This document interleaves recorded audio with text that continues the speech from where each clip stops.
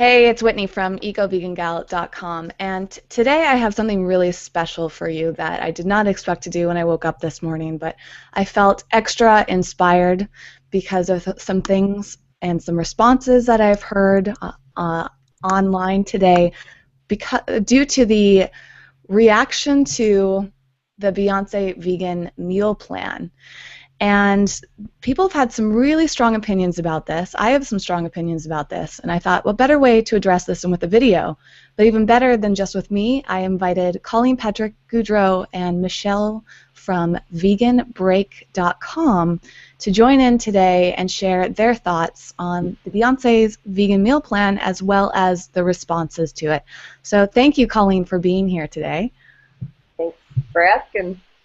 And Michelle is joining us just from audio today. I think, Michelle, I muted you for a moment, just did some background noise, but do you want to unmute yourself and say hello?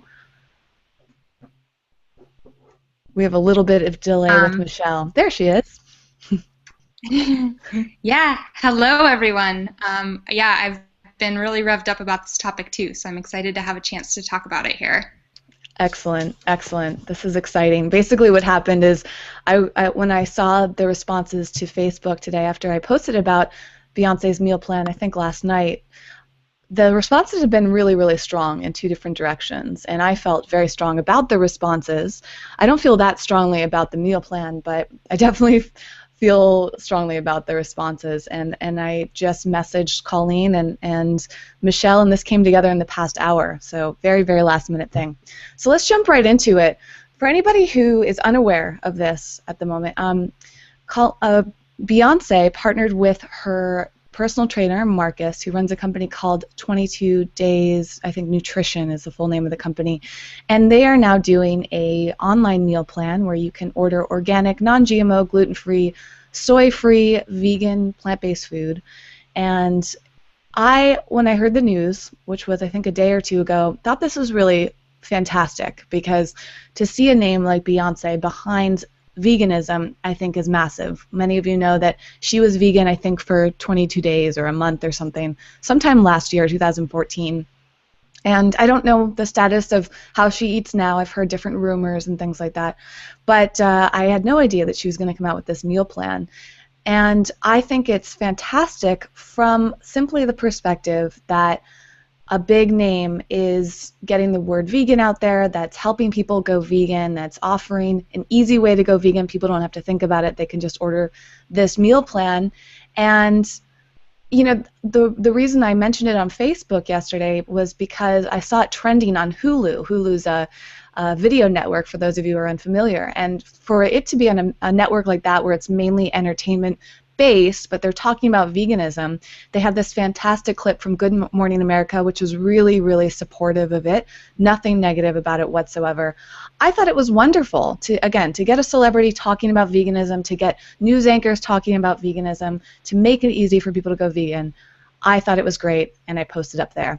And a lot of people disagreed with me. But before we jump into those responses, Colleen, based on what you know of the meal plan, what are your thoughts? By the way, I want to preface this for everyone watching. We have not discussed this at all. The rule here is that Colleen, Michelle, and I did not discuss any of our feelings prior, and I want everyone to be 100% honest today. So, Colleen, how do you feel? Simply about the meal plan. Like, when you heard the news, what did you think? Yeah, I mean, I know close to nothing about the details of the meal plan. I just heard that she was coming out with it. And then I saw a little bit of buzz in terms of people's reactions, which we'll get to. And that was the extent of it. And, you know, I'm opinionated, so I have opinions when I see things. And so, yeah, my first thought was, well, duh. It's such an obvious business move. It's such an obvious move for her to capitalize on this thing that, again, I don't know her from Adam, but clearly she's gotten a lot of press around it. And she's human like anybody else, and she is clearly an entrepreneur and a businesswoman, and she's taking advantage of something that clearly means something to her, whether or not people think it's consistent with what vegan means or what have you. But it's her doing something that makes sense for her, that makes sense from a business perspective. And I thought, yeah, duh, like, of course she's going to do this. That makes sense. Glad someone's doing it, because people ask me for meal plans all the time, and I'm going to do it.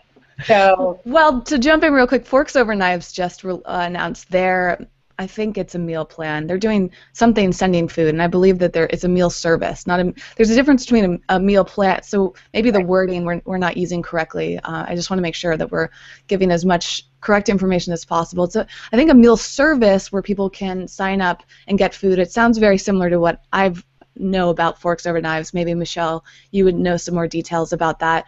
So there are some companies, but I agree, there aren't that many that are that well known. And so for someone like Beyoncé to get the word out about it, even if there others exist, this just opens up the door, and maybe people don't have to sign up for hers, but they sign up for another, like through Forks Over Knives.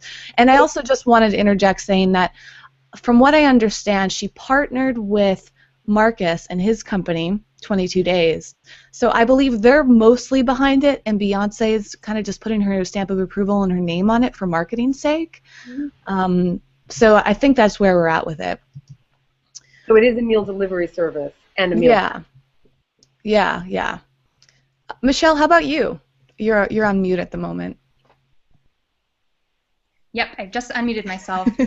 Yeah, I mean, I heard this news and I was ecstatic. You know, this is someone who has 13 million followers on Twitter, 67 million followers on Facebook, 25 million followers on Instagram. I mean, her reach is tremendous. And regardless, like you're saying, of exactly what this is that she's launching, this is a vegan topic that is reaching so many news channels and getting so much press and coverage, and so much positive press and coverage, that it's just tremendous and amazing. I did a search just before we jumped on this for just Beyoncé and meal delivery program, and there are 792,000 articles that came up on Google.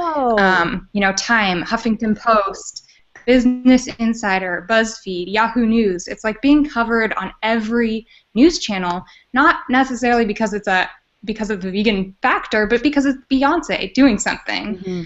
So just the amount of free and incredible press coverage that vegan is getting from this is like tremendous and so awesome. So yeah, Michelle, I just think there's so much positive coming from that. Just in case people are unfamiliar with both of your work, I should have introduced you first, but I was so excited to get into this. Michelle, can you give them a quick background about which companies you've worked with and what you do with your own brand? Yeah, definitely. So for the past year, I've been the content director over at vegan.com, and for maybe 5+ years, I've been creating bite-sized vegan videos through my blog, veganbreak.com, and I've worked with a number of different companies in the vegan world. So yeah, that's pretty much what I do. She is a huge activist, in my opinion. She's worked with some of the major animal rights organizations out there, and that's one of the reasons I wanted to bring her on today, was simply because, you know, Michelle is really heavily involved with the animal rights side of it. Now, Colleen is kind of an intersection between me and Michelle, where Colleen brings together the thoughts of the animal rights side, but pretty much covers everything vegan related. I think Colleen has more of the animal rights and ethical side than I focus on with my work at Eco Vegan Gal. So it's just interesting to see those different levels that we're each at. Colleen, can you tell us more about the work that you're doing? Yeah, so I'm an author and activist. I've been doing this work for years, and I have several books on veganism, and I travel and speak, and I've been doing a podcast for 9 years, and as you know, I'm creating now regular videos over at YouTube. So I just use every medium I can to empower people to reflect their own values in their behavior and work to create a more compassionate world. Wonderful. I wish I had a copy of your new book, but she just released the newer version of the 30-Day Vegan Challenge, which I'm currently reading with the book club that I have. And that's the old copy of her book. I don't have the hard copy of the new one yet, but I have the ebook version. It's absolutely fantastic. So we'll talk more about some resources for people watching after we're done discussing this today. Okay, so now that we get the perspective of how we felt about this service, it sounds like we're kind of all on the same page in terms of thinking that this was a wonderful thing, right? And I tend to be the type of person that doesn't really think about the negative of situations unless I'm like super fired up in it. That's the first thing I think of. But when I start focusing on the positive, that's what I focus on. So I actually call it ignorant, but when I posted this about Beyonce last night, the fact that she wears fur did not even hit my mind at that time. All I could think about was how amazing it was that such a huge celebrity was getting the word out about veganism. It's not that didn't know that she wears fur. It's just that that's not what I was thinking about. So before we get into the responses again, Colleen, when you first heard about this, was there any part of you that felt like this might not be a good thing, or that perhaps there was an unethical reason that Beyonce was doing this? Like, was there any negative feelings or conflicts that came up for you? No, because I go to vegan restaurants that are owned by non-vegans. I buy vegan products in stores that are not owned by vegans. I live in a very imperfect world called this world. And so I never for a second thought like, oh, there's something negative about someone who's not vegan, whether she identifies as vegan, I don't know. I don't have a measuring stick to determine how vegan, what, right? Now, whether she wears fur, is still eating animals, I don't know that. But there are so many people who capitalize on this thing called veganism, which only helps all of us and the animals because it puts it into the mainstream more. Now, what I will say was when I first saw it, I did think, oh God, there's going to be, I knew there was just going to be people who have opinions because, I have opinions. I get that. I don't mind people having opinions. That makes for a really interesting democracy. But from my perspective, it's interesting because I have a Google, with it keywords? Alerts for vegan challenge. Now, I'm a businesswoman as well, and I have the 30-day vegan challenge. I have the online program. I have the book. I own that trademark. And when I see other things called vegan challenge come up that are not part of this brand that I'm building because it means something specific, and it means something specific to my work and my approach and defining, what this thing called vegan means and what this vegan challenge means. That my frustration is, there's confusion in the public about what vegan means, and I get that, and we have to have that conversation. We have to, as vegans, help define what vegan means. But what vegan doesn't mean is perfection and purity and judgment. What it means is that we're all on this path to doing the best we can. I mean, vegan means something. It does mean doing the best we can to not harm animals. I mean, that's what it means. It means doing the best we can to live a life of conscious choice and, making the best choices for our own health and making the best choices for animals. Of course it means that. So when someone puts the word vegan on it in this kind of context, it can frustrate people because it looks like, well, you're wearing fur and then you're eating this food that's not vegan, that's inconsistent. I get that. But we're not going to do any favors to the whole movement in terms of defining what vegan means by attacking and judging and just letting loose all of our frustration about it. I will say, if people want to help brand what vegan challenge is, help me promote the 30-day vegan challenge. It means something specific. I'm vegan. I've been vegan for 16 years, and I'm guiding other people to do so consistently, as best they can. So that's just an example of people have to keep in perspective that this is also business, and not everybody's making choices based on ethics. And I think that, we're going to get to those responses in a moment. I think that that's part of the reason people are responding so strongly to this is because it's a business thing, right? That's not actually how I look at it, though. I mean, again, I just have an innocent perspective sometimes. I'm just like, anything when I can get veganism into the mainstream, it's really, really exciting for me. And I strategize constantly about how I can help promote that message. And this is a really fascinating topic. So again, right before we get into the responses that inspired this video today, Michelle, did you feel any hesitation, internal conflict? Did any questions arise for you when you first heard of this before you started reading the responses of other people? Were there any kind of negative or mixed feelings that came up for you when you heard about this? I personally didn't.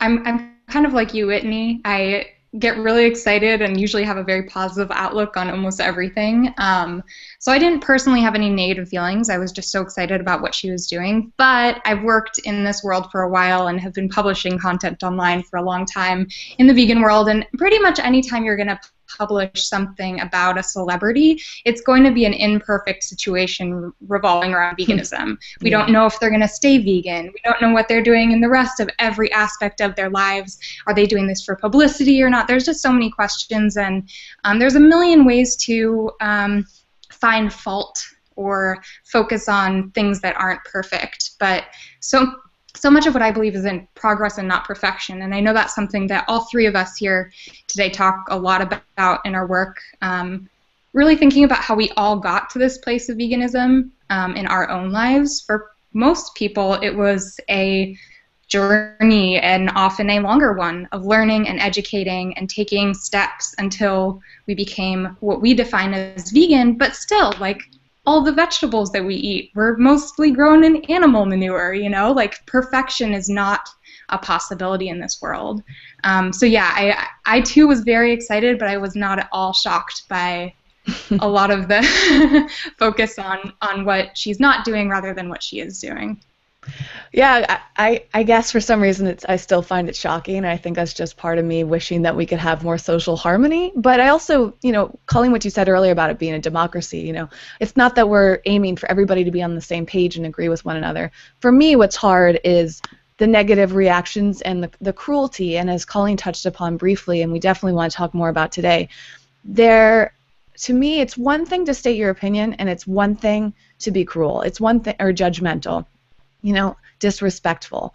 I fully agree that we should share different feelings, but we should do it respectfully of other people, and we should do it with openness in mind, instead of stating something, putting down the door, saying this is this, and I'm not going to change my mind, and you know what I mean? And we're also, a lot of us are making assumptions, as Colleen said too.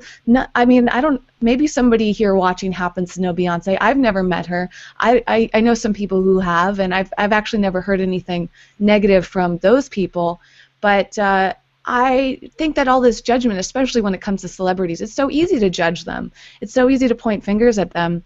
But for me, when a celebrity makes a choice that's something positive, I want to focus on the positive, not the negative.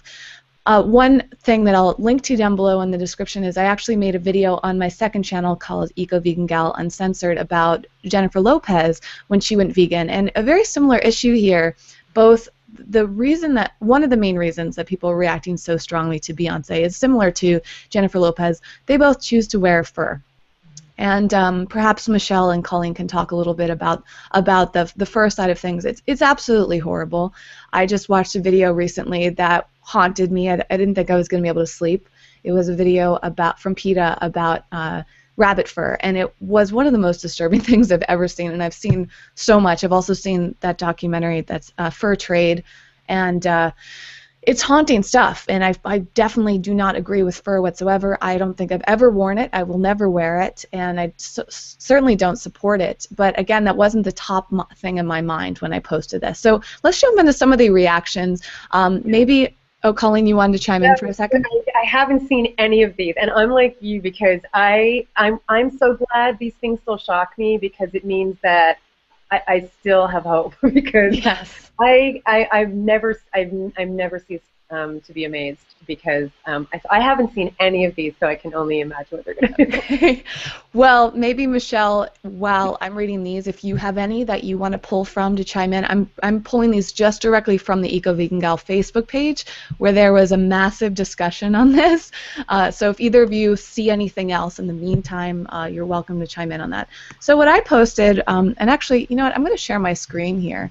Let me. I would imagine they would be pretty respectful, more respectful on your page, Whitney, than other places. You might imagine that, but that's definitely not the case.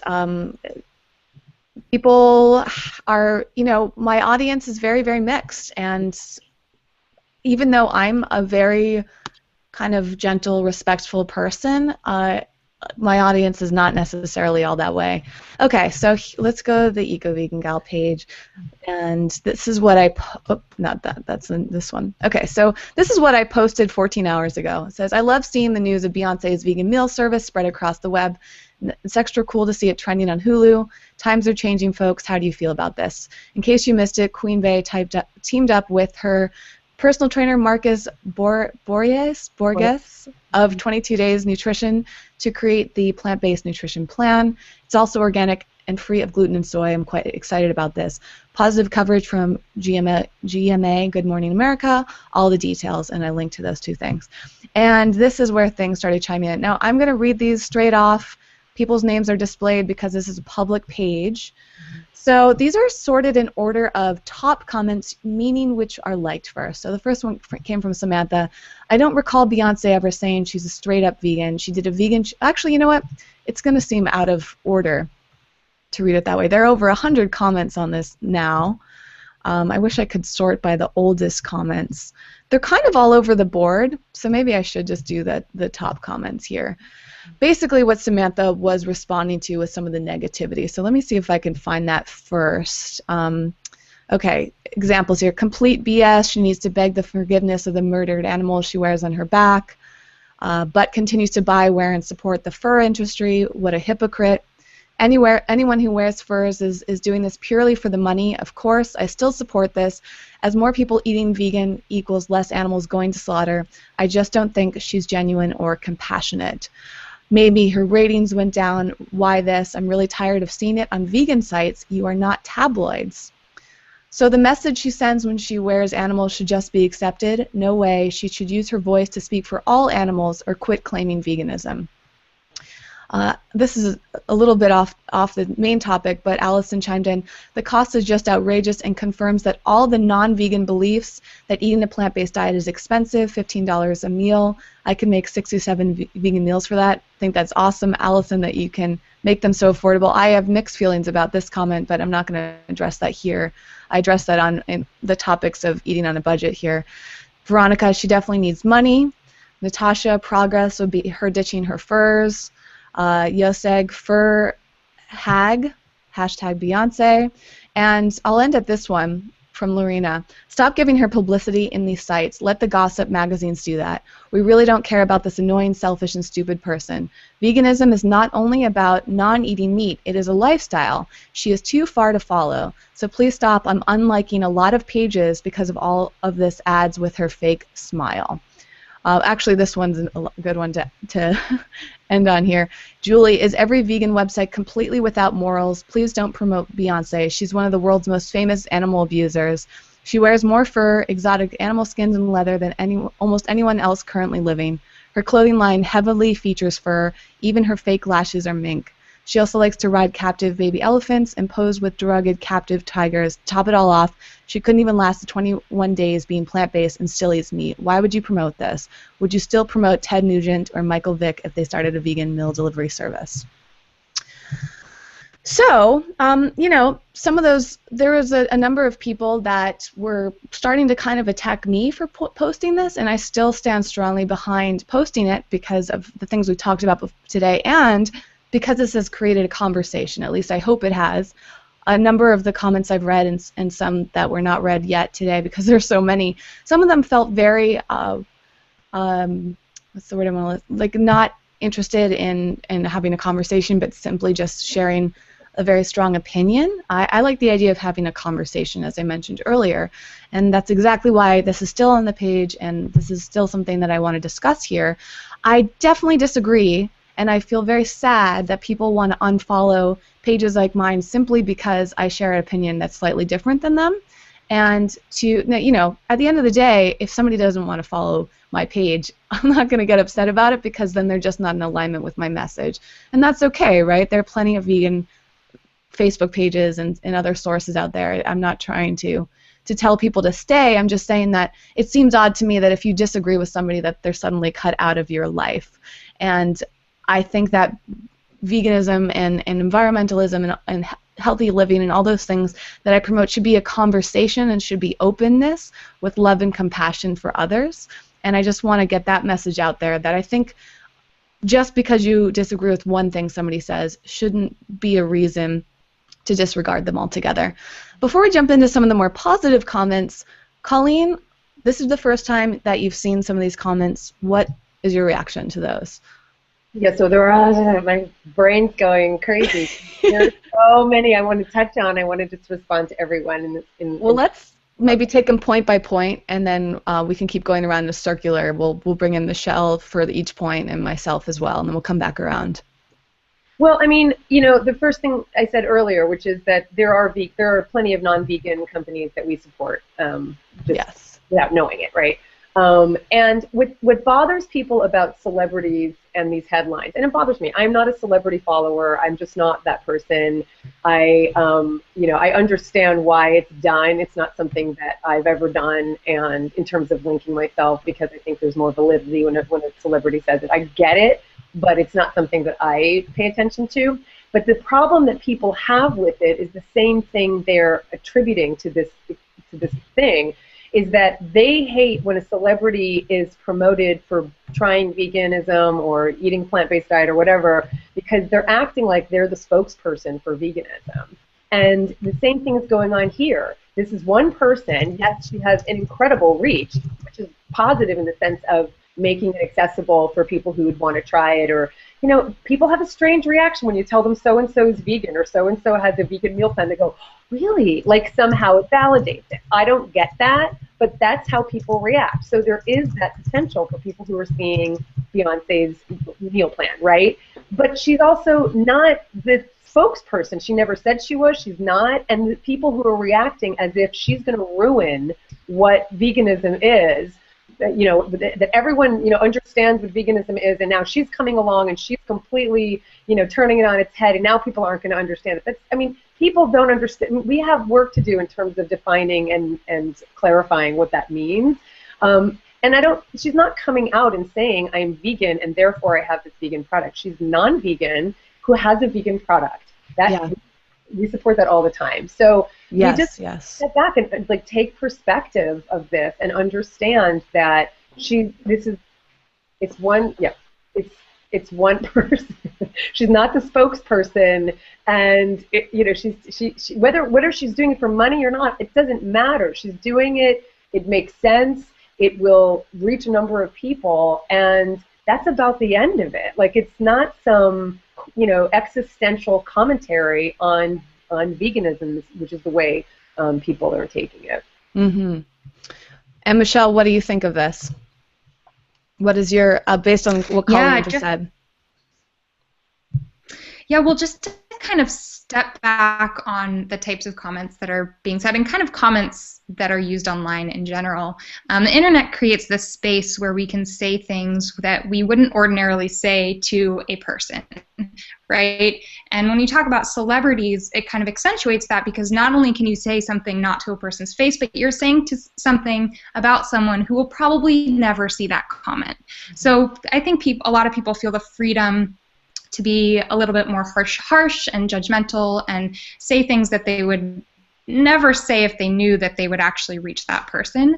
But I think what a lot of people don't consider is that, well, there's probably a good chance that Beyonce will never see any of these comments. Other people will. You look at the reach that these posts are having on Facebook and social media, and they are reaching well beyond the vegan community. So you're going to have people that are not at all vegan, probably not at all vegetarian even, who are going to be reading these comments and seeing, whoa, this is the response I would get if I took some steps to be more compassionate with my diet, but I wasn't perfect all across the board. And that's a really scary, not inviting place to be, and it could, I want to interject there for a moment. To people who are not yet vegan. Yeah, I think that point is something really worth discussing here, because one of the reasons I feel very strongly about this is I fully agree. Multiple times I've heard things in the past few weeks, actually, that really disturbed me. One was from an incredibly successful media producer. I'm not going to share any more details, but somebody who has a massive status in the media online, on the internet. And this person is vegan, and this person mentioned that they wanted to create vegan content, but were afraid of the backlash and felt that anytime that they mentioned vegan content on their massively successful platform, that people were always trying to find a reason that they weren't 100% vegan.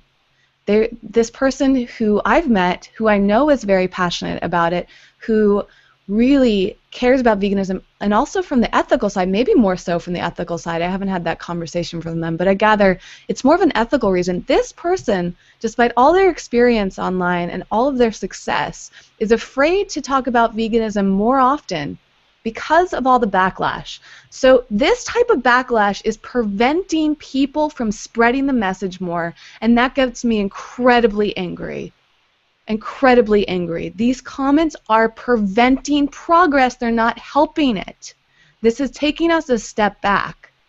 I also found out recently that a company that had vegan offerings is now considering stopping promoting their vegan options, may not even have vegan options anymore because of the backlash from people who were saying they weren't vegan enough because they weren't 100% vegan.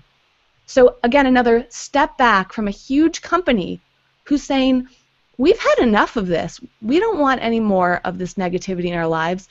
Let's just stop talking about veganism. Let's stop working with this. Maybe we don't even want to do vegan products. This is the type of response that we get. I've had that feeling too many times in my career because of the horribly cruel comments that people leave on YouTube. You know what I mean? Like this is something I've dedicated my whole life to. If I didn't have a thicker skin, maybe I would shut down my Facebook page after some of the comments today, right? I'm not going to do that, but some people do make those choices, and that's a massive step back. That's a massive disservice, and I think we need to consider that repercussion. Again, it's one thing to share your opinion, but to share it in that cruel way, as Michelle was saying, as if nobody was reading it, as if your comments don't matter. You need to know that your comments matter and make an effect. They actually can affect the future. What if a news story were to do a similar conversation here and discuss this, and all they highlighted were all of these comments here? Do you think people in the public are going to want to open up and be vegan, or are they going to be afraid that people are going to attack them too? Who wants to be attacked? It doesn't feel good to be attacked, right? So I really wanted to let that out of myself because that's something I feel really strong about. Michelle, did you have further to say before I interrupted you?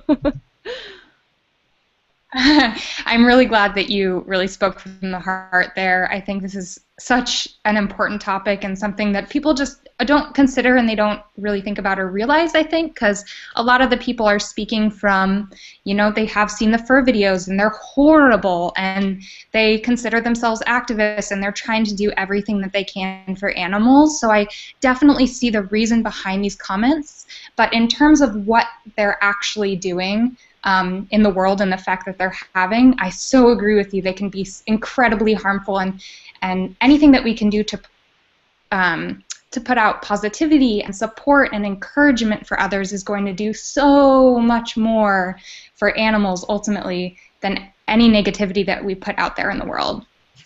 And Colleen, I'm sure you have something to chime in on this subject, but before I turn to you, there is a fantastic video that I'll link to down below that PETA put out. And maybe, Michelle, you know more about this, but it seems like somebody had a chance to go to dinner with Beyoncé. It looked like it was like a meet and greet type of a thing. And she was sitting across the table from Beyoncé, and she brought up the fur issue and talked to Beyoncé about why she wore fur. And it's really a fascinating thing to watch. And I think that the woman that recorded this video and talked to Beyoncé about this did that in a really beautiful way, because she was very direct. But she was also, you could feel the compassion in her voice. You could feel the concern. And you could tell that she was just trying to inquire about it and have a conversation and let Beyoncé know some things. But the way she handled herself was fantastic. Unfortunately, Beyoncé got very uncomfortable and was asked to leave, which didn't look good on Beyoncé, I will say. I mean, I was waiting for Beyoncé to just say, thank you for your thoughts. I'm not comfortable talking about this right now. But unfortunately, Beyoncé reacted silently and very uncomfortable. It's a very uncomfortable video to watch from Beyonce's side, and I don't think that it helped her out at all. But it also shows that Beyoncé is a person, and maybe if people watch that video, they'll know how Beyoncé would react if we were to say these words to her face, right? You can actually see how she felt, and this woman was being nice. Imagine if you were to say those words to Beyoncé's face, the expression she would have, the feelings she would have physically. Would she walk away and ask you to leave? And if so, could we phrase things differently? My goal is to not have people turn away and walk away from me. My goal is to actually continue the conversation so that we continue talking about it versus putting someone's defenses up and have them want to leave altogether. And I think, Colleen, you could speak beautifully to this. You are one of my favorite resources for how to talk to non-vegans. So what are your thoughts on that and whatever else we discussed? Thank you, and thank you for sharing that. That was so heartfelt, and I really feel your emotions in that. And it's really disconcerting to know that potential awareness and enthusiasm is being hindered because of fear. And, you know, if you look at those comments, I mean, this is why I don't look at these comments, because if I spent any time looking at them, it's not a club I would want to be part of. And nobody looks at that and says, ooh, that looks attractive. Let me go hang out over there. They immediately feel that if they were to make any step, as you said, they would be criticized and turned away. So we do have to understand. I mean, our words have effects on us internally. They have effects on the people around us. They have effects just completely just from an energy perspective. And there's nothing good about putting out just you know, just angry, hostile, you know, venomous words. It bounces back to you as well. That doesn't mean, as you said, there is a fine line to walk between speaking out and being respectful. So we can absolutely speak our truth, and we can absolutely stand up for what we believe in. We can absolutely inquire about things that we might be conflicted about. But to just kind of throw it out at the screen because we can, like Michelle said, because that's the venue that's there, it's not constructive, it's not kind, it's not productive. That doesn't mean we have to agree. It just means we have to be open enough to dialogue. And if you don't, I mean, there really is something to that adage. If you don't have anything nice to say, like if you're just there to like throw out your venom, then what's the point? Like it didn't, you know, advance us anywhere. I was reading an article this morning in AV magazine, which is the magazine of the American Anti-Vivisection Society, and it was this incredibly honest article by the woman who started, I think it's called Big Cat Sanctuary in Florida, and she tells her whole story about how she and her husband were buying exotic animals to raise as pets, to sell as pets. They were even breeding them because they believed that large cats could be good pets. This was, you know, 30 years ago. And I was just so struck by how honest she was, because it's really scary to come out and say, I used to do this. Like, I wasn't just, you know, eating animals. I was buying and selling them. And, you know, the exotic animal trade is horrific, right? Well, this is a woman whose life is now dedicated to not buying and selling these animals, but providing sanctuary to those who are victims of the exotic pet trade. So you know, I wore rabbit fur.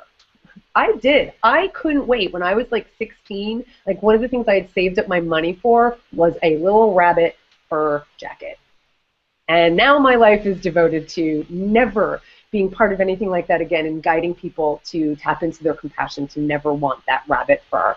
I wasn't Beyoncé, so it didn't matter as much, you know. Nobody, you know, I can say that now, and it's in retrospect, and so people are going to go, no, I understand. I used to do things too. Well, that's we have to understand. She's on a trajectory. I'm not saying I agree with it. I'm just saying that we're watching this happen because she's a huge public figure. When all of us are doing things in our own lives, have done things in our own lives, will do things in our own lives that nobody else is watching because we don't have the audience and the platform that she has. So she's on a journey. I hope for her sake and for the animal's sake she continues on the journey, and I want to be there to support her rather than hinder her. And I think we can all make that choice just energetically and through our comments publicly. Absolutely. And I think, you know, first of all, we're not trying to target anyone specifically. Like when I read those comments, they're purely examples, and I hope that nobody takes this as like a shaming, because we can all learn. And I've written comments online, especially years ago before I started thinking differently. I've done my fair share of those negative comments, and I think a lot of us kind of go through that phase in our veganism where we're really, really angry. And obviously, I still have anger bubble up on things, and it's good to let it out. I prefer to let it out in more of a private setting, and sometimes I do it on my uncensored channel. But you know, we've all been there to that point where, oh my gosh, I'm so angry, I have to say this, I can't stand it, how dare you, you know. And especially, I can understand that compassion too, where when I watched that fur video about the rabbits, it is absolutely sickening, and it makes me so upset that that is happening in this world. And I get so fired up. Yesterday I got fired up talking about Morningstar because I just cannot believe that a product like that, even when it's vegan, is filled with so many processed foods that are causing major health and environmental effects in our world. I mean, there's plenty of things for us to get angry about, but as we talked about at the beginning, you know, for us, it's the three of us agree that we're so excited about the progress. And we can make so much more of a difference when we focus on the progress and the positive side of things. Then what is the use of sitting around complaining about what's not happening then versus what is? And if you really have to think within yourself, is it worth that? And also harboring all that anger, right? Some people might just say something once and move on and never say a negative comment online again, but the majority of people, this is a repeated thing. You know, there are people that are online bullies and online critics, and they just go and they repeat these, and you have to think about the detrimental side that that's doing to your own heart, not just how it's hurting the people on the other end, but how is that feeling to you internally, and what difference is that really making? And you might think it's not making a difference at all, but as we said earlier, it does actually make a difference. So your words, each of you, when you make a comment, those words actually affect at least one other person, at least the person who you're commenting to, but also all these hidden people that you may never realize are reading your comments as well, right? So if we want to focus on making the world more vegan and more compassionate, we have to step back and think about what to do. Now, I think it's also fair, though, to turn it to the fact that Beyoncé does wear fur. So let's talk about that for a moment. I want to hear your opinions on this. Like, how do you feel about Beyoncé and other people of her stature who talk about veganism but aren't 100% vegan in terms of their lifestyle? Michelle, what do you think about that? There's been a number of examples. We had Jennifer Lopez recently. I remember Natalie Portman years ago. She claimed to be vegan, then she started eating. Ellen DeGeneres even talks about eating eggs sometimes. There's been plenty of vegans out there who are not 100% and get backlash for that. What is your feeling on that, Michelle? Like, do you think that they're doing a disservice? Definitely. So I think that there is a lot of room for progress. There's always room for progress, and the fact that these people are taking steps towards a more compassionate life in some ways means that they're probably more likely to take those steps in other ways in the future, assuming they're supported and getting a positive response and feeling good from what they're doing.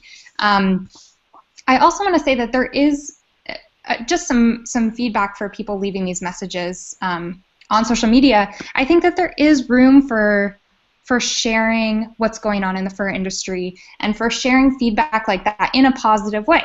So instead of saying, oh, she's a fur hag, she's not a real vegan, you can just kind of change that message to, wow, this is such amazing news. I hope that Beyoncé will extend her compassion to all animals, and once she learns about what's going on in the fur industry, will stop supporting that industry and embrace more compassionate ways or something. And then including a link to a video showing what really happens in the fur industry, but keeping the tone positive and supportive while still educating and still sharing these other issues that are so important and shouldn't be left aside just because they're doing something good, but just keeping the tone positive. So that's kind of my perspective on this. Yeah, I love that. And I think you were so eloquent in that. I might just like copy and paste those exact words and credit you in parentheses for that. I think that's, you know, I really hope that people start to change their language in that sense, and I think that's a great way to do it. And again, that video I mentioned earlier, I will link to it down below so you can see how this woman spoke to Beyoncé in person, and I actually think she handled herself incredibly well. Maybe she didn't take the signals quite enough. You could feel the tension of her, like, this is my last chance. I got to say everything I can say about fur. But I think overall it was very, very well done, and I think that opportunity is there ongoing. Colleen, how about you, based on that point, and also if you want to comment anything further about people in the media who are maybe talking about veganism even though they're not 100% vegan, do you think that is positive, negative, mix? Like, what is your whole feeling on all of that?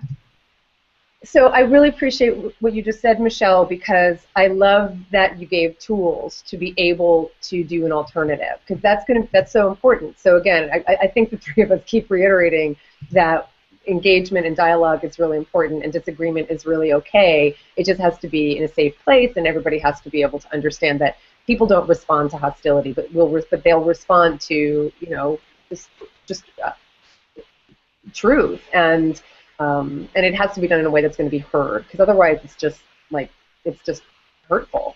So I love that you gave specific tools, because nobody is saying we shouldn't feel for the animals. And I think what happens when you feel so strongly about the animals, like I do, and like we all do, is I think we feel that if we don't speak up with serious conviction, that we're letting the animals down. Yes. Yeah. And I think that's what happens in these cases where we see the inconsistency and we feel really frustrated, and we want to be able to say, no, don't you get it? Don't you see? They're still suffering over here, right? So we can do both. We can still speak out for the animals and absolutely use these as opportunities to do that. I love what Michelle said about posting videos. Like, that's totally appropriate. Just not calling people names, you know, and that kind of thing. So I love that passion. I love that opinionated, you know, passion. That's what drives me. I have a lot of opinions, and it's what drives my work. So in terms of, you know, people who aren't vegan saying they're vegan, I don't know. You know, I mean, I talk about this all the time about what vegan is, and for me, vegan is not an end in itself. It's a means to an end, and that end is compassion. So veganism is the means to get to that compassion. It's the one way, this most profound, significant, effective way that we can, in our daily lives, manifest the compassion we have to be able to attain that unconditional compassion that we feel, right? So it's the practical stuff we can do every day, this thing called veganism, to get to the compassion. Where people get hung up is portraying and characterizing veganism as some kind of badge, as some kind of club, as some kind of label. And that if you're not following exactly what those ingredients are, then you're not vegan. Like, I don't even know what that means. Like, I know what it means, but it doesn't help anything. So I don't even like when people say is, you know, I don't know, it's just a funny, the language our language is limited, and we have limited words to be able to convey these things. Vegan happens to be the word we use to convey the intention and desire to not want to cause harm. But when we get hung up on that being the end, that's when we start to go, well, that's not vegan. You're not vegan because you drive a car. You're not vegan because you bought wine that was filtered with, you know, with whatever, right? Well, I didn't stop being compassionate. Like, I'm still doing, I'm living my life based on the ethics I have to do the best I can to not cause harm. And so we have this word, which I think is helpful, because it's helpful to be able to say, oh, is this product vegan? Great. There's a V, there's a label. I can say that's what I want to buy because that reflects my ethics, right? That's helpful. But where it's not helpful is where we start to quantify vegan. This less than vegan, more than vegan. What does that mean? So I think, you know, we're not going to be able to control the way it's portrayed in the media. We're just not. We can do our best to be the best ambassadors for this compassionate life as possible. We can be the best ambassadors by not being judgmental, by being compassionate towards other people, by doing the best we can, by starting businesses that create vegan products, ... right?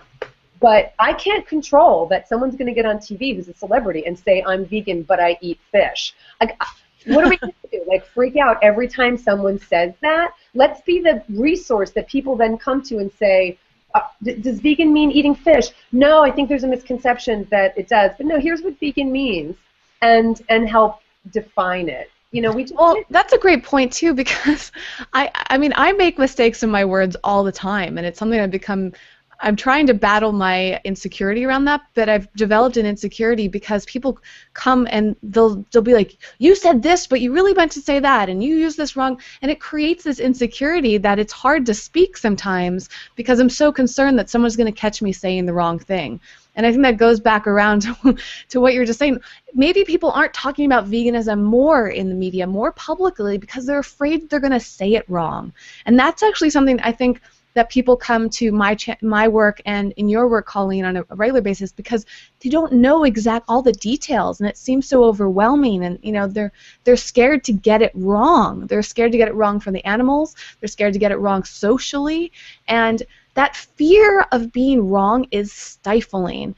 And I know this also as a creative person. I'm constantly putting content out there, and I probably would do a lot more if I didn't have that little voice in my head saying, oh my gosh, what if somebody judges me for that? I mean, doing this video right now is scary. When I did the ALS Ice Bucket video, I got an overwhelming positive message, but I also got some really, really hardcore cruel messages. In fact, one person even went to the extent of going to my personal Facebook account and writing the most cruel message I've ever received. That person was so angry about my opinion on the Ice Bucket Challenge that they seeked me out.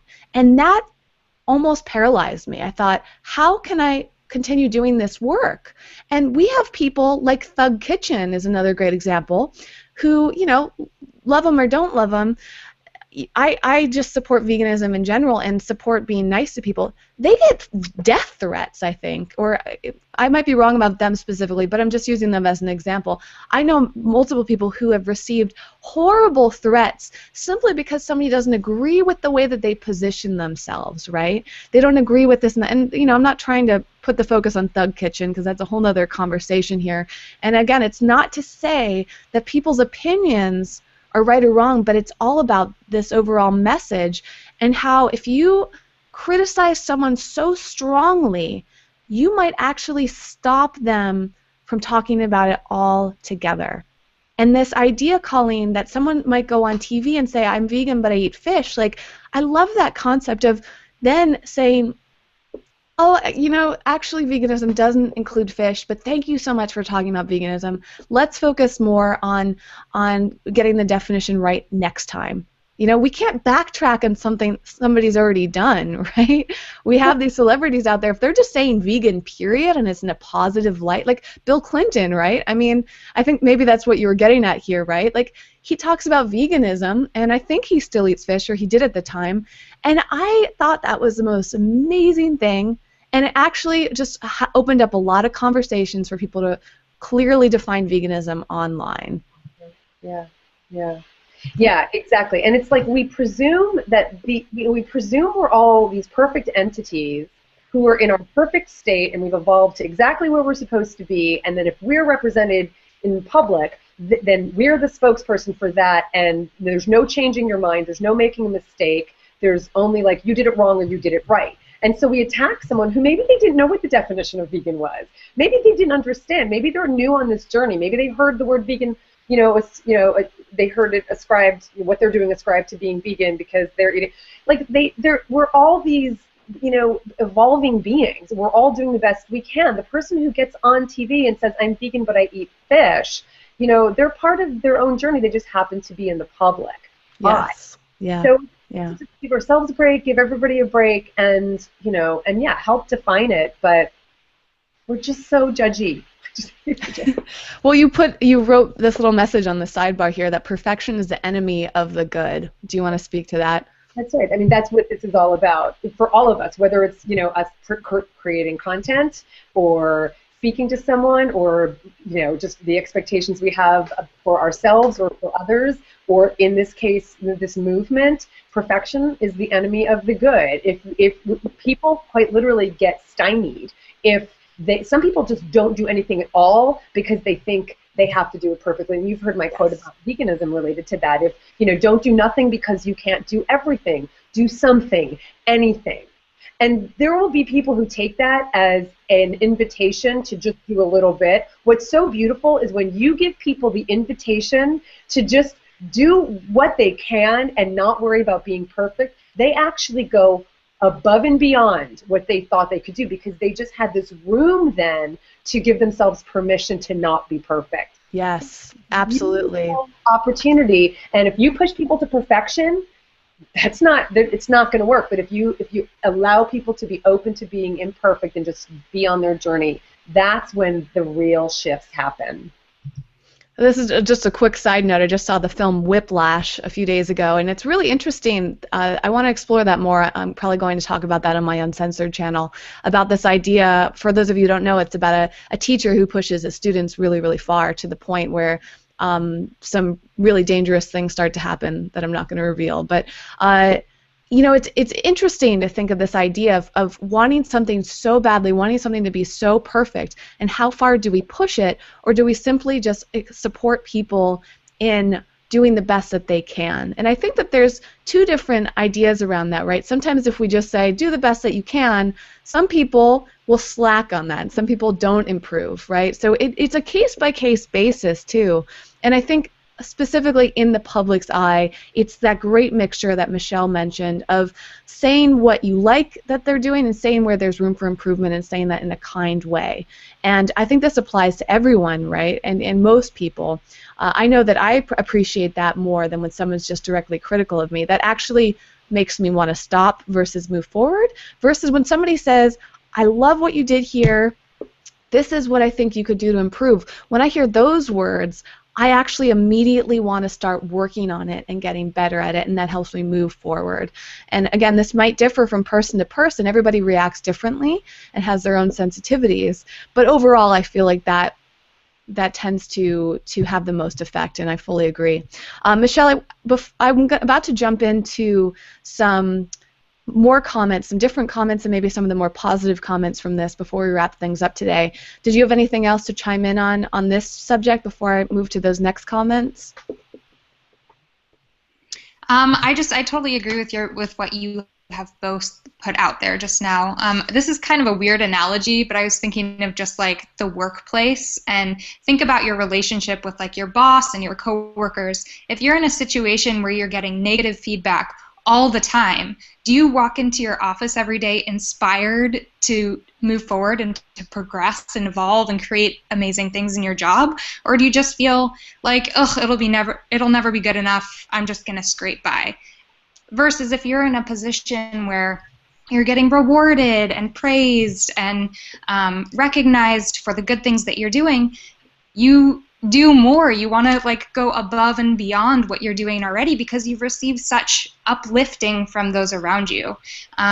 So maybe that perspective can help people see the benefits and the power of positive reinforcement to where it can lift people above and beyond where they are right now, just by being positive. So yeah, yes. That's all. yes. I was thinking something very similar. Thank you for verbalizing that. Fantastic way for us to understand how it feels and what can work and what doesn't. So let's go back over to Facebook here and just take a quick look at some of the more positive comments. And you know, I'm actually not trying to judge it too much. I don't want people to, again, feel like they're doing anything right or wrong in their comments, right? This is a conversation, and everyone's welcome to share their opinions. When I say positive, I mean they're focused more on the progress. That's probably a better way. So Samantha says, I don't recall Beyoncé ever saying she is straight up vegan. She did a vegan challenge once and now incorporates more fruit and veggies into her diet, which does include meat. Her trainer, Marco, or I think it's actually Marcus, is vegan and the founder of this vegan meal delivery service. Beyoncé endorses the service, which is an excellent marketing strategy. I, for one, am excited to try the service to help me transition to a plant-based diet. Don't be so quick to judge and bash people for wanting to do something good. She received a reply there. Somebody said they agree. Somebody says, sorry, but I will stop judging the moment she stops wearing fur and animal skins. Lauren chimed in, It's awesome. We need more people to shine a spotlight on healthy eating, and having a celebrity step up and bring awareness and attention to her is fantastic. Less judgment from the veggie community and more gratitude for her efforts would be rad. Any step in the right direction is amazing, no matter how small. To which Kel says she wears animal fur, she ain't no vegan, she's full of shit. Julie says, please Google Beyonce's zoo shoes and Beyonce wears fox fur to a vegan restaurant and tell us if we should be grateful. That's what the profit of this ventures are going towards, dead animals. And then two more. Lisa said, when did everyone become so goddamn angry and negative towards others? I think this is a great thing. It's a message and an idea to get out that there are millions of people who eat meat without second guessing it. Beyonce has a voice beyond means. This is her using her power to spread an important issue, one that needs to become more talked about on this planet. I'm sure the animals and the environment are grateful for her trying. And whether or not it's for her to gain money, she's a businesswoman and a very good one at that. Peace. Someone replied, Julie said, when the profits from these go towards supporting fur and exotic animal skins, it should be questioned. That's an interesting point right there. And Lisa replied to that, well, perhaps she's transitioning and will eventually get to that point. I still think it's a message to start getting out there. When I saw this, I thought it was a real positive thing for the world, but all the haters have turned it into something completely the opposite. Perhaps we need to focus more on the positive things in life than the negative in order to make the world a better place. And lastly, Malika said, it's a start. Would also like to see people using their celebrity status to address GMOs in our food supply. And then I received a few more recent comments once I announced our discussion here today. And Marianne says she's just looking for a free ride on the vegan movement. If she was so concerned with animals, why is she wearing them around her neck and ass or riding baby elephants in Thailand? Escarlett said, exactly my thoughts, a free ride on the vegan movement. Amanda said, following a plant-based meal plan and being vegan are worlds apart, but everyone has to start somewhere. Casinda said, simply profound. Marianne says she's not vegan, she's not plant-based either, which is fine, but it's not veganism. I'm getting fed up with vegan pages glorifying this like it's such a big deal. How about we support people who want to become vegan for ethical reasons and are struggling to do so because they receive crap from family or friends, or people who risk their lives and freedom to save animals and spread the vegan message. Any remember AETA? I bet Miss Beyonce didn't even know what that is. And there's so many comments coming in now, I could keep going and going. So those are just some random ones based on the order they came in. So, the feelings are across the board, and they're pretty summed up in a lot of what we discussed here today. Colleen or Rochelle, did anything else come to mind after hearing those comments as well? Yes. Let's hear it. What else? When someone says, instead of doing this, why don't we do this? Can't we live in both? Like, can't there be some times when we say, that doesn't make sense, and that one kind of bothers me, but this could work because of this. And you know what? I feel this way about that, and how about this? We're not black and white. We live in the gray. And, if you don't feel anything about this, because honestly, this is probably the most amount of time I will spend talking about this. This is the extent of what I want to talk about this, because it is what it is, and, no one's glorifying it, whatever. The point is that, like, if you don't care at all, like, that's also fine. Like, if you have neutrality on this, that's also fine. It's just, it doesn't have to be one or the other. When someone like you posts this on your Facebook page, you're still in your journey. You're still working this out. Maybe you'll change your mind about something you post on Facebook because of comments, if they're respectful and if there's dialogue, right? We're also on a journey. So we can live in both worlds of, there have been things that I was asked to support that everybody else was supporting, and I was like, I'm not so sure about it, so I'm just going to not engage because I don't know what the answer is, right? So we can just, like, do both, right? And the other thing I want to say is if you think that every company that puts vegan on their product isn't capitalizing on veganism, you live in la-la land, because we live in a capitalist society where people are going to take advantage of trends. You think gluten-free on every product is because those companies care about people's celiac problem? They're doing it because they have a market that they're going to sell to. And the bigger that market is, the more money they're going to make. Absolutely. But it also means we benefit because we can look at that product and go, that's vegan, and I'm going to buy that. So this idealism that we have, that we don't live in a society where people are going to capitalize on what's trendy, then go live in a bubble and grow your own food. And I don't know what to tell you, but this is the world we live in, and it's not evil, it's opportunistic. And I just think we have to keep that in perspective. She's a businesswoman who's capitalizing on veganism, just like thousands of other companies are doing that we're supporting. Yeah, yeah, I hear you on that. It's you know, again, I think the whole message here is progress, not perfection, and realizing that this isn't just limited towards Beyoncé too, right? I mean, she's not the first one to make these choices and be in that position. She's not the only one. It happens all the time, and we don't focus as much about it because maybe we're unfamiliar with what's happening elsewhere. And you know, and again, that point of your journey too, I think it's such a great point. We are all three of us are on our journey. None of us are perfect. None of us are complete in our, you know, we change our minds, we evolve, we change what we put on Facebook and YouTube and all of this other stuff, like constantly evolving. I've made mistakes in the past and put things up that I later realized were not a good choice. This one, I think, is a great choice because it created the conversation, right? And I don't also want to be judged for whether or not I support something like it's like that's the other thing that's so funny is if people starting to judge me and other pages that are promoting Beyonce's thing, it's like you don't know why we're posting this or why we like it, and why are suddenly we're bad because we're talking about something, we're bringing awareness to something. You know, I again am looking for, as long as the scale goes more in the favor of progress and positive change, that doesn't mean that there's going to be 100% positive change, 100% goodness. There's effects in almost everything we do. We have to weigh out the pros and cons with almost everything that we do, all the choices that we make. And sometimes we just have to do it and say, all right, there's some cons to this, but there's a lot of pros, and that's why I'm sticking with this. You know, that goes for what I talk about, for what I share, and that goes for choices like this too. You know, maybe Beyonce's trainer, I don't know much about him. I know a little bit about the 22 days, and I think I might have met him once. But I don't know why he chose to work with Beyonce. I don't even, is he 100% vegan? Do either of you know? I mean, if he is vegan, the fact that he chose to work with someone like her is a combination, I'm guessing, of a marketing aspect and also him realizing the platform she has to talk about veganism. And I'm sure he weighed out the pros and cons, and I'm sure he anticipated some of this backlash.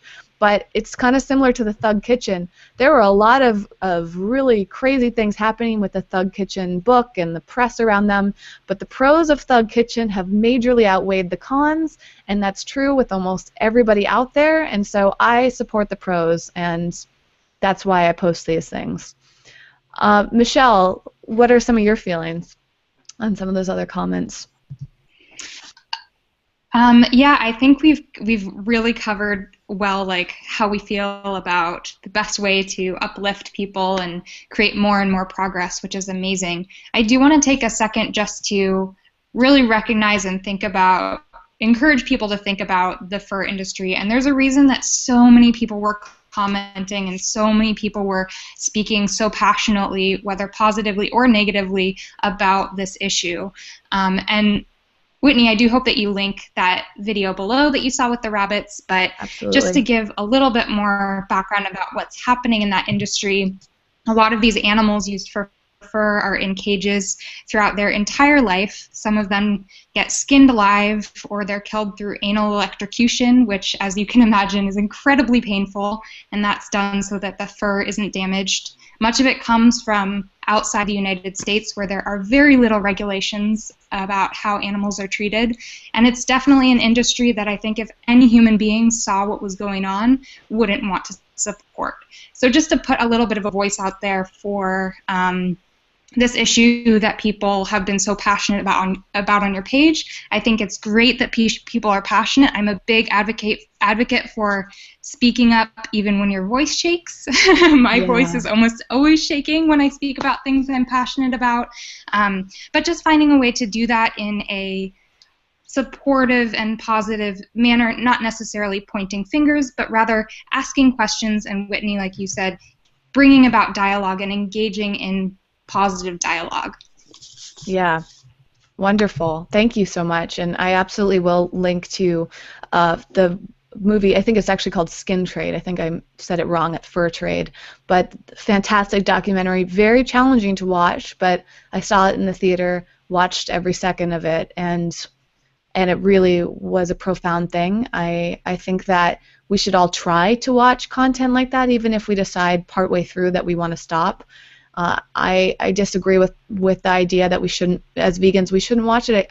When I watched that fur video the other day, it was incredibly uncomfortable, and I committed to watching it all the way through, and it shook me to the core. And I have massive compassion for the people out there who are angry at Beyoncé. I completely agree. It's not that I disagree with that compassion, that stance, because I'm absolutely against fur. I think it's horrible. I just have a different way of communicating my thoughts on it and what I focus on in order to reach the progress that I want to have. But I really, really think that all vegans just you could watch a second of that fur video and get the gist of it. And that 1 second, that emotion you feel when you see what happens in these videos, that will sit with you and that will help you work through your activism, whatever style it may be, right? So 100%, I'll put the links to the resources. Michelle and Colleen, if you have further resources you'd like to share in the YouTube description field, it'll just send it over to me and I'll make sure it's included. Any final words? We've covered a lot today. Thank you both so much for your time. It was so generous to do this last-minute thing. Obviously, we're all very, very passionate about this, and we know that people watching are and people commenting are, and we thank you for your passion. Even if we don't agree with the way that you've said things, we still understand to an extent where you're coming from, and we completely can relate to your passion.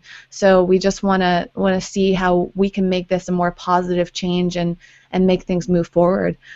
Colleen, do you have final notes? And Michelle, gather those as well. I'll come to you next. Yeah, no, I think you speak for us all when I say thank you for your passion. I mean, we all feel the same way. This isn't even us versus them. This is like No. we all get it. So just keep things in perspective and go, the time that and energy that you might be putting into comments on something like this, go spend it on writing a letter to the editor. Go spend it on writing to your congressperson to support a bill that would protect animals forever. Go spend it on just doing something that makes you feel like you're contributing to the solution. That would be time, I think, better spent. And when there's opportunity for dialogue, I look forward to all of us having it as respectfully as possible. Yes, yes. And Colleen and Michelle both create amazing content out there, so I'll be sure to link to them. So if you're looking for more resources for yourself or to share with others, you're going to have so much in the YouTube description. And Colleen's book is something that I will be doing some videos on coming up. So if you're looking for more guidance on how to go vegan, stay tuned on this channel and on Colleen's work. Michelle, how about you? Do you have any closing words? Yeah, just for anyone who's looking to adjust their language to help be the biggest advocate for animals that they can be, my favorite resources of all times are, of course, Colleen's podcast. She has podcasts about every topic you can imagine, and it's such a helpful resource for anyone looking to eloquently explain how they're feeling in a positive way. And then the other is Bruce Friedrich, just someone to look up. He has a lot of resources out there, and he's very much about asking questions and engaging people, and kind of less is more when you're talking about conversations and getting people to think about their actions without telling them what they're doing is wrong. So that's another great resource that I hope people will kind of look into. But yeah, I think this has been great. Whitney, I so appreciate you always bringing up these discussions about topics that are so important and always encouraging people to continue kind of developing themselves as advocates and as spokespeople for animals. So thank you. Well, it would not have been as strong without the two of you here today. So it was just such a glorious thing. Colleen phrased it earlier that she felt like I was putting up the Batman symbol when I reached out to. I mean, it was really amazing when I got so fired up and I was like, I got to do a video about this, and then I just knew I had to have these two women involved today. So for everyone watching, join me in thanking them. Chime in with your comments and listen. I would rather people comment something than nothing. So wherever you are with the way that you word things, comment, have the conversation. I just encourage you to be respectful and as kind as possible, and take a step back. Write something out, look at it, try to imagine how it's going to be received on the other end, and if it's going to make a progress, right? If your comment is making progress as far as you believe, if your comment from your perspective is respectful, then leave it, right? And I think if we all move forward and stop to think about what we say before we press the publish button, or now we have the beauty of being able to edit most of our posts, so you can always go back and edit your words, and people are welcome to do that on Facebook anytime. I think that actually shows so much growth and progress within yourself, and that's ultimately, I think, what we're all after. We want to make the world a better place. We all want everybody to continue evolving, and ultimately, I think everybody is on the same page with that with this Beyoncé thing. It's just that we express it in different ways. So thank you for everybody who watched. We had a very engaged audience watching live. I'm looking forward to the feedback from the people watching the recording. I'll have all the links to everybody down below. I also have my weekly Q&As, which happen on Saturdays here on the Eco Vegan Gal YouTube channel. And tomorrow I have one with an amazing teen vegan that I'm thrilled to do. So stay tuned for that. The information will be here on YouTube, on Google+, and on Facebook and Twitter. And that's it for today.